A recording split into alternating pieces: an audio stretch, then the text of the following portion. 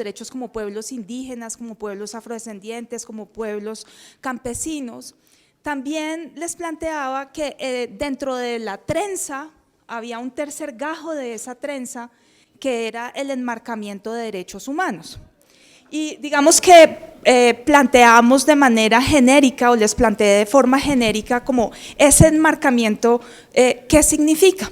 Pero no alcanzamos a ahondar, y un poco escuchándolos después en las intervenciones posteriores, y aprovechando pues la oportunidad, me dije, bueno, vale la pena, digamos, como un poco invitarles a que desde su propia experiencia ustedes se pregunten dentro de ese megaproyecto o dentro de esa situación que les está afectando, cuáles son los actores que los están, digamos, victimizando o que le están generando unos abusos. ¿Por qué? Porque en derecho, y como esto, digamos, el enfoque va más, el énfasis va más hacia lo jurídico, y aquí yo no me voy a meter en las acciones no jurídicas, que también son muy importantes para irlas entrelazando en esa trenza. En lo jurídico podemos hablar de una responsabilidad civil, de una responsabilidad penal, de una responsabilidad de derechos humanos, pero también podemos hablar de una responsabilidad del individuo. Podemos hablar de una responsabilidad de las empresas, podemos hablar de una responsabilidad del Estado, y por Estado tenemos que tener planteado si estamos hablando de la autoridad municipal, de la autoridad departamental, de una autoridad nacional o de quién. Y frente a cada uno de esos actores, saber nosotros qué tipo de acciones tenemos o qué tipo de acciones necesitamos para poder empujar en ese sentido. Cuando yo les digo, por ejemplo, de la responsabilidad individual, y estamos hablando de que hay una afectación por parte de una empresa, pues esto también aplica, porque puede haber una responsabilidad por parte de esos actores empresariales como individuos, pero también una responsabilidad del actor empresarial como un ente aparte, pero también una responsabilidad del Estado, que tiene la obligación de proteger a sus seres, a las personas nacionales frente a abusos de otros, es decir, de las empresas. Y si estamos hablando además de individuos, también tenemos que plantearnos, ¿este individuo se supone que está actuando dentro de la legalidad o dentro de la ilegalidad? ¿Por qué? Porque si está actuando dentro de la ilegalidad, tenemos que ver qué nos está diciendo el derecho penal, porque si es algo ilegal, muy posiblemente es un acto criminal, ¿ya? Y ahí nosotros vamos a usar otro tipo de herramientas, otro tipo de normatividad, que es la del derecho penal, y es la del derecho penal nacional principalmente. Pero si ese derecho penal nacional es inepto y no responde, y por ejemplo se siguen cometiendo graves abusos contra los bienes jurídicos protegidos por el derecho penal, entonces tenemos que ver si podemos apelar a otra jurisdicción, que ya esta mañana Santiago nos estaba diciendo, por ejemplo, la jurisdicción universal. ¿Qué quiere decir eso? Que si hay un individuo, por ejemplo, una persona de autoridad que ha cometido graves violaciones de derechos humanos, o no de autoridad, una persona que ha cometido graves violaciones de derechos humanos, y esas violaciones de derechos humanos como individuo, porque ordenó una masacre, porque ordenó una situación, estamos hablando de violaciones graves, podemos apelar a que otros estados puedan perseguir a esa persona cuando esa persona esté fuera del país. Y eso es lo que se llama jurisdicción universal, y eso es del derecho penal, ¿ya? Pero eso no exime la responsabilidad del Estado.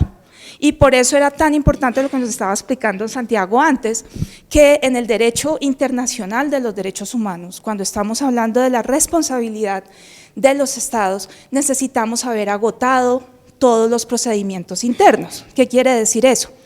Que, por ejemplo, hay una grave violación de derechos humanos y nosotros interpusimos una acción de tutela porque era una situación de emergencia, porque el daño que se estaba haciendo era excesivo. Pero la acción de tutela no sirvió de nada y ustedes pusieron otra, y ustedes además fueron a la jurisdicción ordinaria y dijeron, esto ya no lo podemos arreglar por tutela, vamos a ir al procedimiento normal, y eso tampoco sirvió. Entonces, cuando ya se han ejercido todas las posibilidades y es posible demostrar, ya no solamente por tiempo, porque llevan mucho tiempo ahí, sino también porque el sistema no responde, ¿ya?, pueden ir al sistema internacional. Y ahí para nosotros, como personas que vivimos en Colombia, donde la afectación se está produciendo acá, está el Sistema Interamericano de Derechos Humanos, pero también está el Sistema de Derechos Humanos de las Naciones Unidas. Y son distintos y uno puede usar los dos, y eso también es muy importante. Y aquí uno lo puede usar por razones jurídicas, pero también por razones de reafirmación y legitimación de su lucha.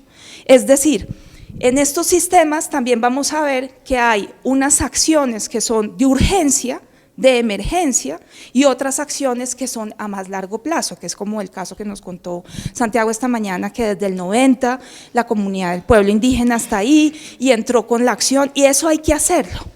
Pero eso no quita o no exime que uno pueda también usar otras acciones urgentes, es decir, que pueda pedir unas medidas especiales, porque ustedes ven que si esta comunidad está en riesgo frente a la llegada de la empresa o la acción de la empresa o la situación de riesgo que se ha creado frente a las personas líderes y lideresas de las comunidades. Entonces, lo que me parecía importante era como mostrar que hay todo un abanico de posibilidades, que todas estas posibilidades son justamente lo que van a seguir desarrollando en estos días, y que si bien podemos hablar del sistema ordinario, que es largo, extenso, también podemos hablar de un sistema de mayor emergencia.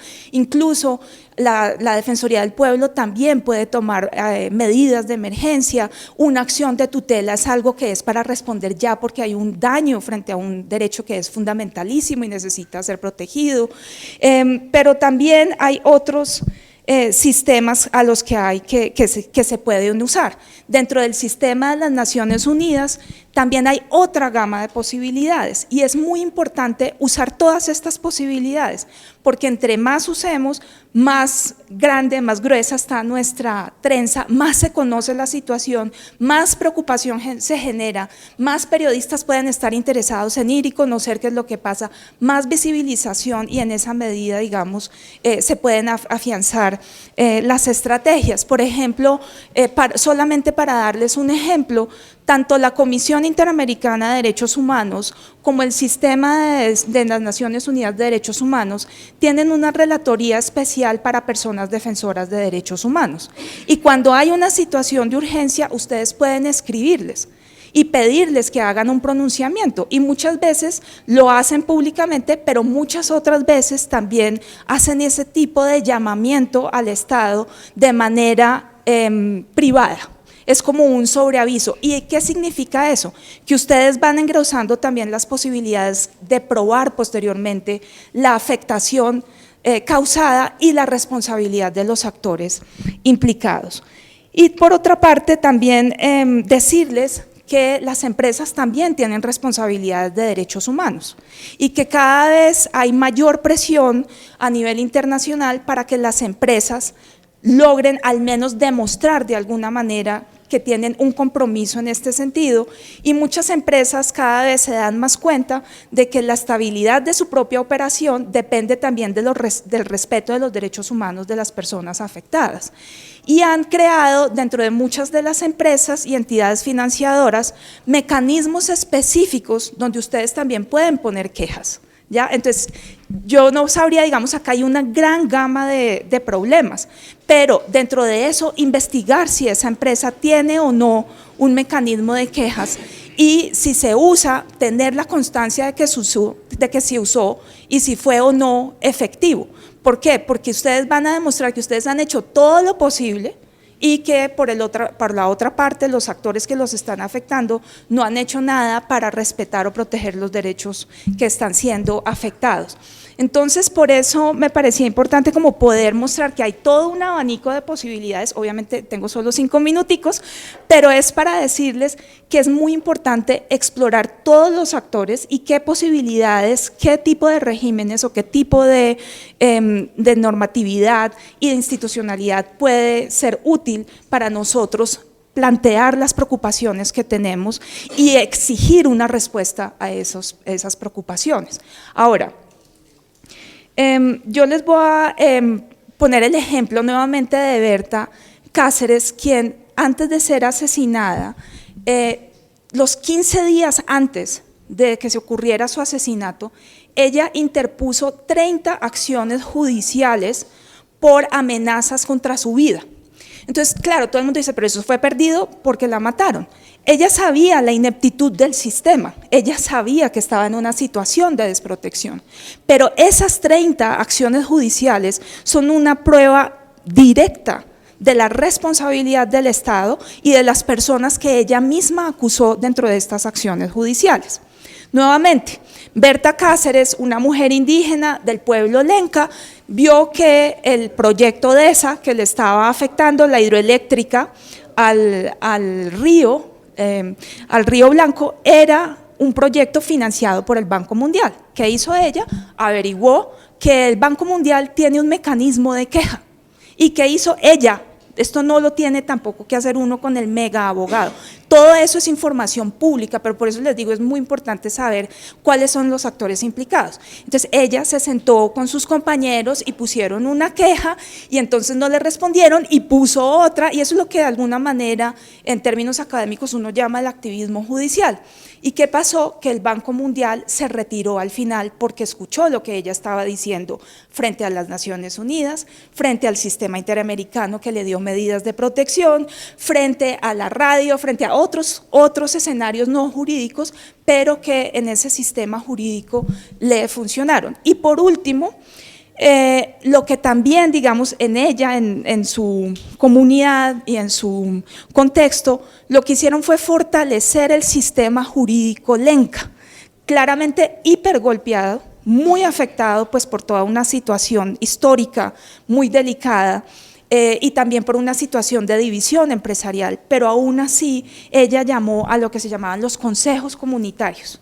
Vamos a nosotros desarrollar y revivir esos sistemas jurídicos ancestrales. Otros pueblos, como el pueblo Sarayaku, que ha logrado mantener vigente ese sistema legal, lo potenció a su máximo y desde ese sistema empezó a construir el caso a nivel interno para luego sacarlo a nivel nacional y obtener después una sentencia en la Corte Interamericana de Derechos Humanos que sentó precedente para los pueblos de la región. Entonces, simplemente es decirles que hay una amplia gama de posibilidades y que eso creo que es justamente lo que también van a conversar en las clínicas y en los días siguientes, pero cuando se planteen los problemas que están enfrentando, plantéense también todas las posibles o todos los posibles caminos que hay para abordar esos problemas y traten de partir el problema en pedacitos, ¿ya?